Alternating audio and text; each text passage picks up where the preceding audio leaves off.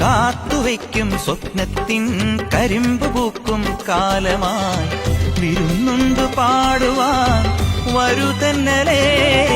പൂത്തു നിൽക്കും പാടത്തെ വിരിപ്പു കൊയ്യാൻ നേരമായി കതിർക്കറ്റ നുള്ളിയോ നീ ഇന്നലെ.